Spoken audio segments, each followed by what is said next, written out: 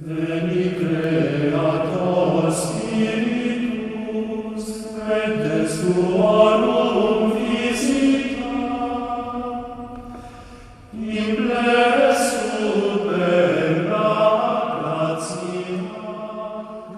I'm Peter Adamson, and you're listening to the History of Philosophy podcast, brought to you with the support of the King's College London Philosophy Department and the LMU in Munich, online at www.historyofphilosophy.net. Today's episode will be an interview with Martin Pickavé, who is Professor of Philosophy and Medieval Studies at the University of Toronto, and we're going to be talking about one of his particular areas of interest in his research, Henry of Ghent. Hi, Martin. Thanks for coming on. Hi, Peter. Thanks for having me here. Henry of Ghent is known to specialists of medieval philosophy, at least for several things, and I think probably the thing he's most known for is that he's an early example of voluntarism. And I thought maybe we could start there. Can you say a little bit about what you understand by the term voluntarism and why we might think that Henry is an example of a voluntarist? Yes, the term voluntarism is often used in two ways. In the first way, it means someone who thinks that in one way or another, the will is what makes us properly human, is kind of the highest human faculty. And if that's the idea of voluntarism, then I think it's fairly clear that Henry of Ghent, like many others, is a voluntarist because he repeatedly says that the will is the highest power of the human soul. It's higher than the intellect, for example. And I think that's a clear-cut case. There's another use of the term voluntarism, and there it is supposed to indicate that voluntarists have a specific view about human freedom. And there it's a bit more difficult to see what voluntarism would actually mean. I take it that in this respect, voluntarism is often used as a term that is supposed to equal the term libertarianism, i.e. the idea that freedom requires indeterminacy, that if everything in the world is causally determined, there wouldn't be any freedom. And in this sense, I think the term voluntarism is sort of misleading because there are a lot of philosophers in the medieval period who are, in this sense, libertarians. They don't think that our actions are causally determined, or they can't be causally determined. Otherwise, there wouldn't be anything like merit and praise and blame. But it's less clear that Henry is a voluntarist in that sense. In fact, I guess some people we would call intellectualists are libertarians in the sense you just described. Yes, Aquinas, for example, is sort of the example of an intellectualist that people always mention, but he doesn't think that free choice is compatible with being causally determined, does he? Absolutely, I agree with you. Okay. Now, this view you've just described under the heading of libertarianism, the second sense of voluntarism, is one that I associate with Duns Scotus, who I'll be covering soon in the podcast and is going to be coming up a lot over the episodes to come. Now, Scotus does think that free will presupposes the presence of alternative possibilities, and this, I think, is very plausible to us. I mean, if I imagine that I'm choosing freely, then it seems that I'm almost forced to imagine that I'm choosing between several alternatives, right? I might be choosing something as trivial as which flavor of ice cream to order, or something as important as what career to pursue. But the thought would be that if there isn't more than one thing I can do, then I'm not choosing freely, even if it's only, shall I do this or not? So I had at least two alternatives, either do it or not. So how can Henry be such a staunch supporter of voluntarism in general, in this first sense, and the free will in general, if he isn't following this idea that there have to be alternative possibilities? Yeah, so the idea that freedom involves a power to do otherwise, a robust power to do otherwise, is interestingly, strikingly absent from many authors before Scotus. I mean, I think you covered Anselm of Canterbury in one of your previous episodes, and there, when Anselm discusses the nature of freedom, he talks about the power to sin, not to sin, and he thinks that freedom is not the power to sin or not to sin, it's power to preserve the rectitude of the will for the sake of rectitude. So even in this very early accounts of freedom, you find the power to do otherwise interestingly absent. And the same is true for the late 13th century, for the period of Henry of Ghent. Henry does not think that human freedom consists in having a power to do otherwise. or that freedom in general consists in a power to do otherwise. And he has various reasons for that. And some of them are theological, some of them are more philosophical. So there are a couple of theological reasons why he thinks that freedom cannot consist in a power to do otherwise. Maybe the most obscure has to do with the Trinity, namely that there's this idea that the production of the Holy Spirit from the Father is both necessary and a free act. It's necessary, of course, because the Trinity they're necessarily three persons, but it's also supposed to be a free act.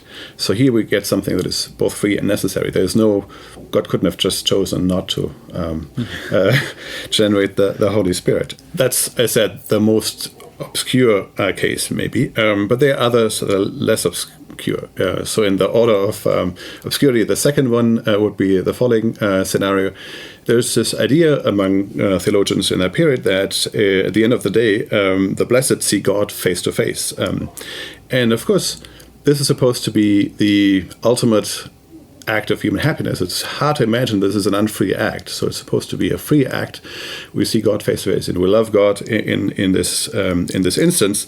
But again, there's no way the agent could decide, oh, well, I'm not going to do this. I want to rather watch television or so. You're beholding the divine essence, and you think, that's not for me. That's impossible. Yeah. So again, there's a scenario of an act that is both free, but it doesn't involve a power to do otherwise. But we can also make this idea, I think, plausible to us if we think just in general about freedom. And I think everyone would agree that freedom is kind of a perfection.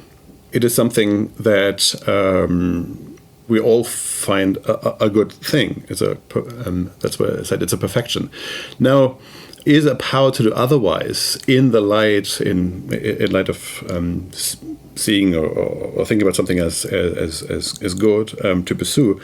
Would it be a perfection to have a power not to follow the command of reason? I think this is maybe a philosophical reason why Henry thinks the alternative possibilities is not part of the essence of freedom. But I should modify this because Henry actually makes a distinction. He makes a distinction between freedom, libertas, and liberum arbitrium. So Henry thinks that the proponents, in his time more imaginative proponents of the idea that freedom involves a power to otherwise, have a point, but what they should rather say is that we have a power to otherwise only with respect to means towards an end, i.e. when I think about what I ought to make for dinner tonight, and so in this sense I have a robust power to otherwise, but I don't have a power to otherwise in some other aspects and some other respects. And freedom ultimately does not involve a power to otherwise. Okay, well, so if he rejects this notion that freedom is the power to do otherwise, does he replace it or challenge it with a different positive account of what freedom is? So that's in a way the trouble these voluntarists are all in. They have to explain two things. They have to explain in what sense the will is free, and then they have to explain also how it follows from this that we have a power to otherwise with respect to some objects or some actions, i.e., for example, actions that are directed at means towards an end. Henry ultimately thinks that to act freely is just to be able to act with pleasure and in a quasi-choosing way. Quasi-eligibilita is his term there. So it's very hard to understand what that's supposed to mean. And authors writing after Henry and taking issue with Henry's view have a hard time to kind of spell this out. But I think the easiest way to think about this is that he tries to grapple with a notion of spontaneity. He thinks that free agents are agents that bring about their actions in a spontaneous way, and I think that's captured in this phrase quasi-eligibilita, because of course in election or in choice, this is one way of exercising the spontaneity, but there's a more fundamental one that to which he only gives the circumscription, i.e. quasi-choosing. That sounds to me like the notion that the agent is just moving him or herself. Is that the idea? I mean, this is all about the will, presumably, so hence voluntarism, right? Will is voluntas in Latin. is the idea then that the will is a power for self-motion and that's what makes us free? Exactly. So Henry's account of freedom is underpinned by an attempt to explain how the will is a self-mover. Okay, but then the reason I asked is that this, to me, is a potential worry, because if we know our Aristotle, which Henry certainly did, probably better than either you or I do even, even though we both have read our fair share of Aristotle, there's a refutation of the notion of self-motion in Aristotle, which basically says, to greatly oversimplify, that if you have a case of something that looks like self-motion, actually you can always analyze it into one aspect that's doing the moving and another aspect that's doing the being moved. There's an active part and a passive part. Hence, if Henry really wants us to believe that the will is a power for self-motion, it looks like he has to somehow reject Aristotle's proof that self-motion is impossible. Yes, so Henry knows about this objection. It's actually an objection that has been raised to him by his contemporaries, among others by Godfrey of Fontaine, who is kind of one of the main rivals of Henry in the late 1280s. And Henry gives a very verbose reply, as he often does, to this problem. And basically the solution gives us to say, well, yes, the act potency axiom that you just referred to applies, and it entails that everything that is moving itself is divided into parts, but it does not apply in the same sense to immaterial things like the will. But still, Henry, in one way, you might say Henry just restricts the Aristotelian thought to material objects. But in another way, kind of, he goes along with it and he says, well, yes, so even in the will, we can make a distinction between the moving aspect of the will and the will as a moved thing. So this is just an intentional distinction. That's kind of one of his inventions that he also applies to other things. He thinks there's not a real distinction between the will as a mover and the will as moved, but there are these two aspects in the will, which is a simple psychological power. Okay. Is he presenting that as an explanation of what Aristotle really meant, or is he presenting that as a correction to Aristotle's argument? As a correction to Aristotle. Oh, okay. That's interesting. Yeah. Actually, I have to say I find that pretty convincing, in particular because in the medieval period and already in late antiquity, you very often have the idea that immaterial things are capable of grasping themselves cognitively, or maybe knowing themselves or being aware of themselves in a way that bodies wouldn't be capable of. So this kind of self-reversion, as late antique Platonists put it, or self-awareness, is something actually I had another interview about with Therese Corey a few episodes back. So insofar as there's a kind of parallel between the act of self-grasping or self-awareness and the act of self-moving, I think actually Henry's on pretty solid ground there. Yeah. And he also quotes ancient sources. Remember well, one of the key Latin texts, at least, for the Platonic idea of self-motion is Macrobius' commentary on the Somnium Scipionis, where you get kind of a criticism of the Aristotelian, in quotation mark, prohibition of self-motion. Okay. Yeah. I think, though, that there's another possible objection that one could bring against him if he really means by freedom spontaneity.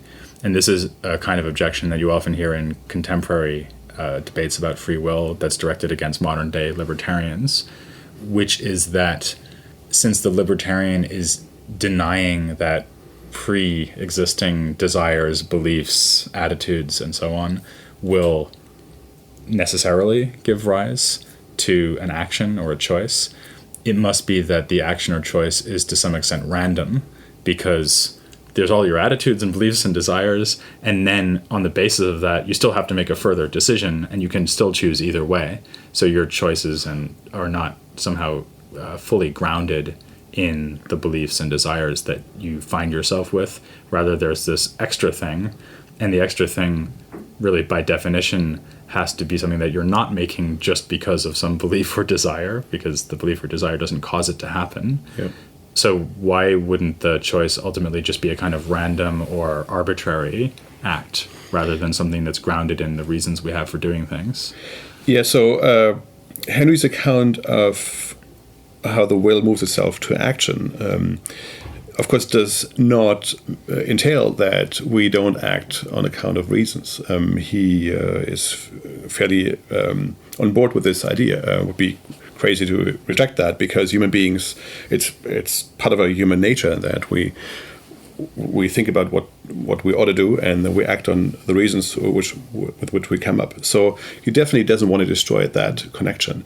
But of course, as you rightly point out, he has a problem if you don't make action and volition kind of the effect of reasons and beliefs and desires. Then you seem to have a kind of disconnect, a problematic disconnect. So Henry has a complicated theory about in what way reasons contribute to action and to the forming of volitions. And the key idea here is that reasons and everything that comes from the intellect is basically provides a causa sine qua non, so a necessary cause for action. The idea is that reasons or cognition or anything on the cognitive side of the soul doesn't kind of impress itself on the will and make the will move in a certain way, but it's kind of provides a condition under which the will can pick this or pick that or move itself to action. The notion of causa sine qua non or necessary cause is very vague. Let me give you an example how to think about this. He's not the only one who uses this notion in this spirit. The idea is, for example, this. Imagine you have a pot of water on a hot stove. Now, you might think about the action of the activity of the hot stove in two ways. So first, there's an activity, the stove is hot. But there's also a second kind of activity that's related to the heat of the stove, that it is heating. So the stove couldn't heat if there isn't anything around that is heatable, like the water in the stove. In the same way, he thinks about volitions and the connection between volitions and reasons. So, of course, I can only pick the pizza in the shop over the mac and cheese if I have a thought about the one or the other. But it's not that the thought itself makes the will or causes the will to choose the one over the other in any robust sense of causing. It's just there provides an occasion for the will to choose one or the other. Does that just boil down to what modern day philosophers mean when they talk about the difference between necessary and sufficient conditions? The belief that macaroni and cheese tastes good is a necessary condition for choosing to eat it, but exactly. It's not a sufficient condition. Yes, yeah. Okay. Yeah.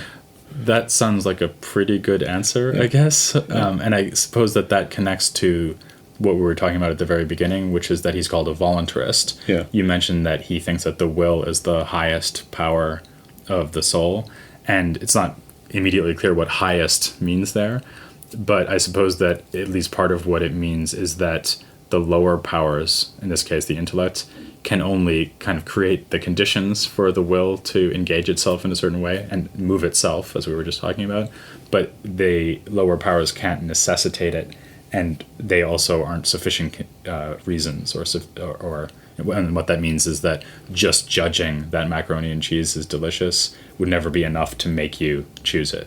Yes, absolutely. So in this sense, we could say, Henry's a voluntarist because he thinks that the will has a certain form of command or mastery that cannot be pushed around by reasons or desires or beliefs. Yeah. Okay, does that really boil down to the thought that the will can trump reason or override it? I mean, let's imagine a case where you have very, very good reasons for doing something, and you just decide, well, I'm not going to do this anyway. I sort of willfully reject the very good reasons that I have for doing it and kind of perversely decide not to do it. Is that the kind of thing that convinces him that the will is superior to the intellect? Yes, definitely thinks that the will can control thought and can override thought. But in my view, when he talks about how the will can go against reasons. These texts are interestingly underdeveloped, I think, because if you take on one side serious what he says, that the will needs reason to act, namely as a necessary cause, not as a sufficient cause, that seems to entail that it is impossible for the will to act against any reason. So that there has to be, even if let's say, imagine reason tells you you should really do action X, Y, Z. And so in order for the will then to go against this, the will seems to have another reason. I see. So that's why you gave us the example of choosing between two different things for dinner. So the idea is I have reasons to choose both. Yeah. But then it somehow remains up to the will to decide which reasons it will find more compelling on this occasion. Yeah. It seems to me like something an intellectualist could say here, though, is that when you're choosing between two things, actually what you're doing is choosing between two reasons. And in fact, what must happen is that you find one reason more compelling than another. And the key word here would be compelling.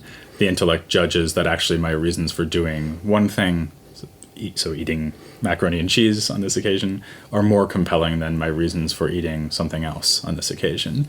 Hence, the voluntarists are wrong, because in the end, even though it's true that you have different reasons for doing different things and that you choose one rather than the other, what makes the difference in choosing isn't some kind of self-motion of the will. It's rather which reasons turn out to be found most compelling. Yes. So I think, obviously Henry thinks the will can go against what appears the stronger reason, so can direct itself towards something that appears at first as the least, the lesser option. But I think to understand how the will can go against reason in this case, in order to understand that, it's important to keep in mind that we should not think about reasons for acting in a atomistic sense, that there are situations where they're just these two reasons. We should think about them as connected with a whole bunch of other things around them. That, for example, when I wonder whether I should go to church on the weekend or whatnot, there are whole other things that things I might find that they're pleasant and good for other reasons, that are in the vicinity that on which I not focus when I think, this one thing is it's reasonable to choose this. And because there are all these other things in the vicinity, and there are descriptions under which they're good, and even descriptions under which they're better than the thing that appears to me first as the obvious best choice, namely because they may be more pleasurable, or they're more pleasurable in sense of providing more sensual pleasure, and so on. The will can move towards these things, and of course, by endorsing something else, the will emphasize the aspect under which the other thing is the most choice-worthy. I see. So the reason the will is the top dog, so to speak, is that it actually decides which messages from the intellect to pay most attention to, and thus to find more compelling on this occasion. Exactly. Yeah, okay. And this is the model here is less worked out in Henry of Ghent. I think it's more worked out in Scotus, who actually has a very sophisticated theory of how the will can direct itself. He thinks about the area of reasons in the same way as we think about the visual field. I mean, I can, if I look at your books right now, I look at one book, I can move my gaze because there are all these other things in my visual field. And he thinks in the same way when the intellect thinks about what we ought to do, there's not just one thing the intellect focuses. I mean, there's one thing the intellect focuses on, but there are all these other things in the thinking sphere, so to say, to which the will can then direct itself. Okay. Actually, it's interesting that you mentioned Scotus there, because I wanted to end anyway by asking you about their relative influence later on. They're both well known for being voluntarists. Scotus is a more famous name in general, and I know that Henry is, in general, actually a very influential figure in the 14th century. He's a scholastic philosopher to whom later scholastics constantly refer. I think even more than they refer to Aquinas, for example. And so back then he was a name to conjure with in a way that he isn't now. But to what extent is he perceived as the key thinker in voluntarism by later voluntarists? Do they think that once Scotus comes along, it's clear that Scotus has made a big jump forward in terms of how to present a voluntarist theory of the will? Or do they go back to Henry? Yeah, that's quite interesting. So the modern historiography of philosophy, of medieval philosophy, always thinks that kind of Scotus overcame all these problems of the previous generations and is the voluntarist par excellence that then kind of develops a modern or more modern understanding of freedom and contingency. But in the medieval period, that was definitely not the case. So people after Scotus had terrible problems to understand the idea that freedom was a power to do otherwise, for the various reasons I mentioned earlier in the interview, for these theological reasons. So there are a lot of people after Scotus in the early 14th century who kind of try to defend a more Henrician version, i.e. try to understand how we could understand freedom as a ability to act with pleasure and in a quasi-choosing way. So he's by no way in the view of the people in the early 14th century, kind of superseded by Scotus. Yeah. I'm glad you answered that question because, among other things, we've just learned the new word Henrician, which is officially my new favorite word. Things that Henry of Ghent might say, or Henrician. Yeah. And in fact, next time I'm going to still be in the realm of the Henrician because I'm going to be looking at the views that Henry of Ghent and other scholastics of the late 13th century put forward on this question of the Trinity, which came up a couple of times in this interview. For now, I'll thank Martin Pickavé very much for coming on the podcast. Thanks for having me. And please join me next time to find out what might be philosophically interesting about theological debates over the Trinity at the end of the 13th century here on the History of Philosophy without any gaps.